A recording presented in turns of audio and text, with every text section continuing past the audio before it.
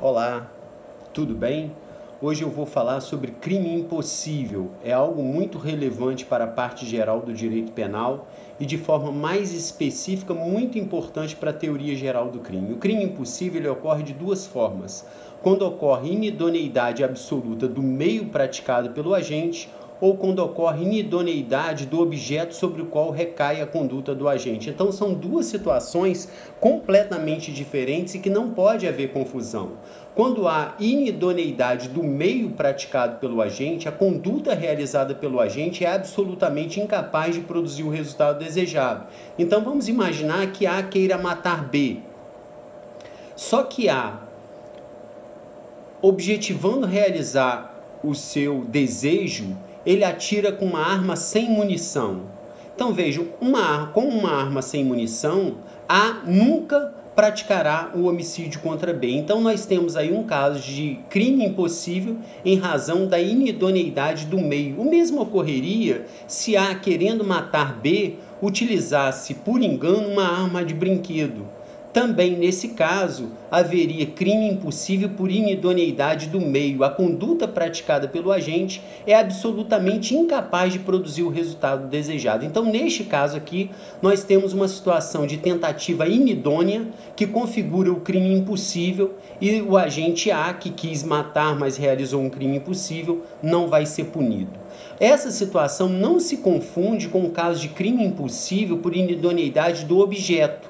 Porque na inidoneidade do objeto, eu estou me referindo ao objeto sobre o qual recai a conduta. Então vamos imaginar que A queira matar B.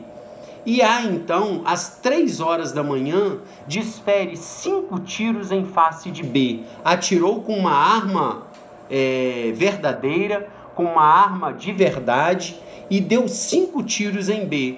Mas fica provado depois que minutos antes B já havia morrido em razão de um infarto fulminante.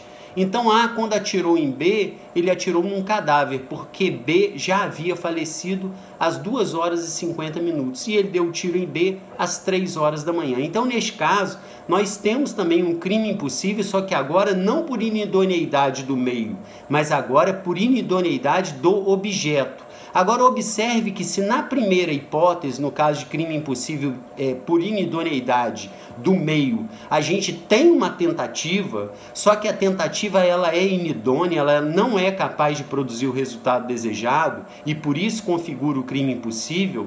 No segundo caso, nós temos um fato atípico, porque atirar em cadáver não é matar alguém. Então, no segundo caso, nós temos um caso atípico e a doutrina muitas vezes confunde isso. Então, só existe tentativa, na verdade, no crime impossível, na primeira hipótese, no caso de inidoneidade do meio. No caso de inidoneidade do objeto, nós não temos tentativa inidônea. O que nós temos, na verdade, é um caso de atipicidade da conduta. Isso precisa ficar muito claro, porque é muito relevante. Então, no segundo caso, na inidoneidade do objeto, o que existe é atipicidade da conduta. A tentativa inidônea somente acontece no caso de crime impossível por inidoneidade do meio. A conduta praticada pelo agente é absolutamente incapaz de produzir o resultado desejado. Agora, o crime impossível ainda também ocorre, segundo a súmula 145 do Supremo Tribunal Federal, quando há um agente provocador. O agente provoca o flagrante. E o que precisa existir para existir o flagrante provocado e o crime impossível? Tem que existir dois requisitos. O primeiro, o agente policial, que necessariamente não precisa ser um policial, mas que o agente provocador venha se imiscuir na realização do processo delituoso, facilitando a prática do crime. E o segundo requisito é que esse crime não exista possibilidade de acontecer. Então, para existir um flagrante provocado e um crime impossível por flagrante provocado, tem que existir esses dois requisitos. O agente provocador tem que se imiscuir no processo delituoso, facilitando a ocorrência do processo delituoso, e o segundo requisito, o resultado desejado não pode acontecer. Então eu vou dar um exemplo de crime impossível por obra do agente provocador. O sujeito está desconfiado de que, por exemplo, a sua secretária, a sua empregada doméstica, vem furtando joias da patroa. E ele então resolve colocar um brinco de brilhante debaixo do tapete do banheiro antes da empregada lavar o banheiro. E aí o que ele pensa? Vou colocar o brinco debaixo do tapete. Quando ela tirar o tapete, ela vai ver o brinco de brilhante e ela então vai subtrair esse brinco de brilhante e eu então dou a voz de prisão a essa secretária, a essa empregada doméstica.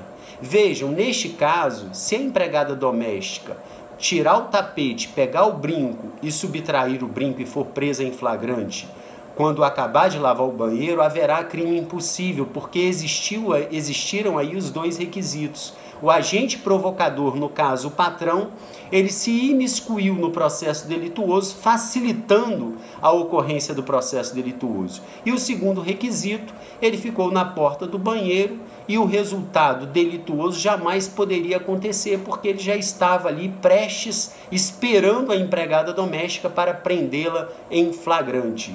Então, neste caso, haverá crime impossível por obra do agente provocador. Uma outra coisa importante que a gente precisa destacar no crime impossível é quais são os critérios utilizados para verificar a inidoneidade do meio. E aí nós temos dois critérios muito interessantes. O critério utilizado pelo José Henrique Pierangeli e pelo Zaffaroni, que chama-se de critério ex ante. O que é o critério ex ante? Ele identifica a inidoneidade do meio a partir da visão de um terceiro observador e antes da ocorrência do processo delituoso. Então é como se um terceiro observador ficasse verificando aquela situação criminosa. E esse terceiro observador identificasse que não haveria possibilidade de dano ao bem jurídico tutelado. Então, somente nesse caso em que o terceiro observador identificasse impossibilidade de dano ao bem jurídico tutelado é que haveria crime impossível. O critério mais utilizado não é esse critério do José Henrique Pierangeli, o critério ex ante. O critério mais utilizado pela doutrina dominante é o critério do Heleno Cláudio Fragoso, o critério ex post.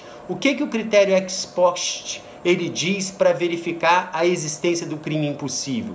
Ele espera primeiro a ocorrência do fato delituoso e depois verifica aquela situação concreta e identifica que se aquela situação concreta poderia ou não configurar a prática de um crime. Então A quer matar B.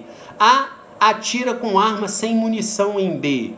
O critério ex post verifica após a situação se a arma estava descarregada e se com uma arma descarregada A seria capaz de matar B. E a gente sabe que não seria, então pelo critério ex post do Heleno Cláudio Fragoso, neste caso haveria crime impossível, ok? Outra observação importante para a gente finalizar. Cuidado que agora existe no ordenamento jurídico a ação controlada. O que é a ação controlada?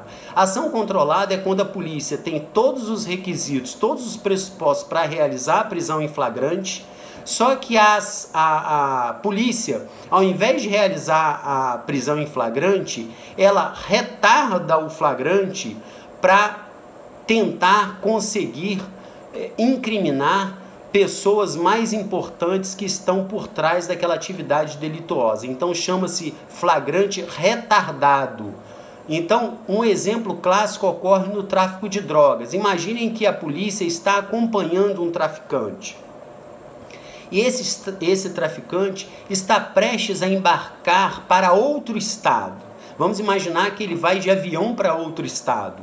E a polícia poderia prender esse traficante quando ele já está dentro da aeronave. Sabe que ele está com droga e a polícia então podia realizar o flagrante. O que a polícia faz? Ela aguarda, ela controla essa ação para esperar o avião chegar no seu destino, porque aí a polícia acompanha o desembarque desse traficante, objetivando prender não somente esse traficante, mas também o destinatário da droga, muitas vezes até um traficante maior. Então esse é o flagrante retardado. Eu gosto de falar isso porque a gente sabe que o flagrante provocado chega ao crime impossível, mas isso não acontece com o flagrante retardado decorrência da ação controlada. Flagrante retardado decorrente da ação controlada é perfeitamente possível e não gera o crime impossível. Outra coisa também que não gera o crime impossível é o flagrante esperado. Se a polícia tem conhecimento, chega ao conhecimento da polícia que a polícia vai realizar um flagrante, e a polícia então espera o momento adequado para realizar o flagrante, isso é perfeitamente possível. O flagrante esperado não se confunde com o flagrante provocado, porque no flagrante esperado a polícia ela não vai se imiscuir no processo delituoso, facilitando a ocorrência do crime, diferentemente do que ocorre no flagrante provocado. Então, flagrante provocado gera o crime impossível. Flagrante esperado é perfeitamente possível. Flagrante retardado decorrente da ação controlada também é perfeitamente possível. Então, para finalizar, crime impossível, ele decorre da inidoneidade absoluta do meio, conduta praticada pelo agente absolutamente incapaz de produzir o resultado desejado.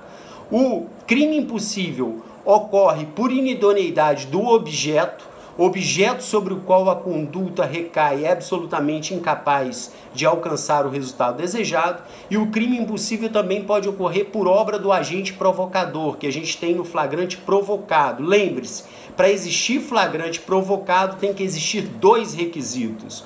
O agente provocador tem que se imiscuir no processo delituoso, facilitando a ocorrência do crime, e por outro lado o crime não pode acontecer. Uma última observação importante: quando a gente fala em crime impossível e tentativa inidônea, só vai haver tentativa inidônea no caso de inidoneidade absoluta do meio, não no caso de inidoneidade absoluta do objeto. No caso de inidoneidade absoluta do objeto, nós temos um fato atípico e não vai haver punição porque o fato é atípico. Para identificar a inidoneidade do meio, nós temos dois critérios. O critério ex ante, feito com base no terceiro observador, utilizado pelo José Henrique Pierangeli e pelo Zaffaroni, é um critério menos utilizado. Então temos o critério utilizado pela doutrina dominante, que é utilizado pelo Heleno Cláudio Fragoso, que diz que, praticada a conduta, observa-se após a conduta se haveria possibilidade daquele resultado criminoso acontecer. Se não houver possibilidade, haverá crime impossível por inidoneidade do meio. Eu espero que eu tenha colaborado para os seus estudos de direito penal. Um grande abraço.